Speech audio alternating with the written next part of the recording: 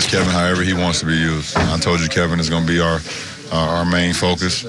He's going to have a hell of a season. He's going to get back to that all-star status, and he's the focal point of us offensively. I know I can go out and get mine when I need it, but I need Kev to be, as aggressive as he was tonight.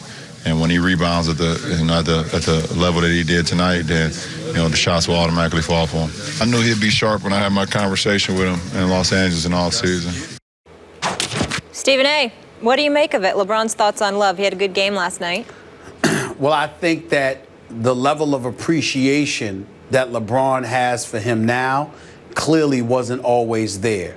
And being the class act that he can be when he wants to be, he remembered that there was a time that he may not have appreciated Kevin Love as much as he should have until the finals arrived. And when the finals arrived and you didn't have Kevin Love to hit from the outside, and you had to, relegate yourself to relying on a J.R. Smith, on Shumpert to hit shots from the outside, I think the appreciation for Kevin Love elevated exponentially. We have to remember something here. Everybody keeps looking at Mozgov and Tristan Thompson and all of this other stuff with LeBron.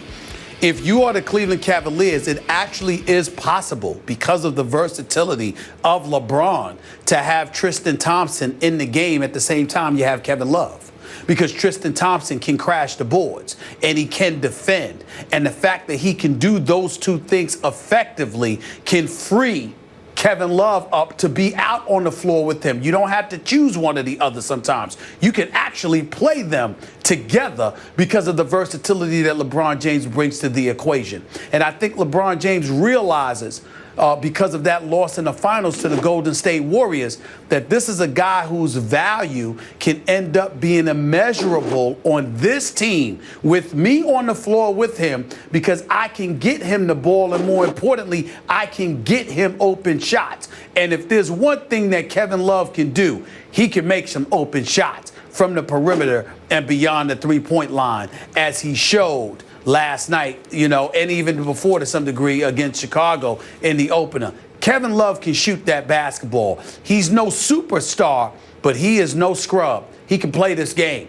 and he can help Cleveland win a championship, and LeBron knows that. Yeah, I get what you're saying, but what I'm not buying is LeBron's trying to talk about Kevin Love as if he's some kind of Kevin Durant, and he's just not. No. He's trying to talk Kevin Love into being worth the $113 million extension that they just gave him, and he will never be. And I'm going to remind you that last year, 16 times Kevin Love was not played in the fourth quarter, sat the bench for the entire fourth quarter, because David Blatt's saying, I don't love this. I would rather go with Tristan or whoever else has a hot hand at that point in the fourth quarter.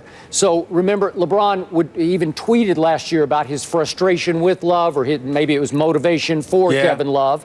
And I get it, because, listen, the shocker of the night in the NBA last night is that the Cavaliers playing back-to-back on the road 30. At Memphis, they win by 30 points, and LeBron was only required to play 31 minutes with 12 points, 7 rebounds, and 5 assists. And Kevin Love had an okay game. He had 13 rebounds, 17 points.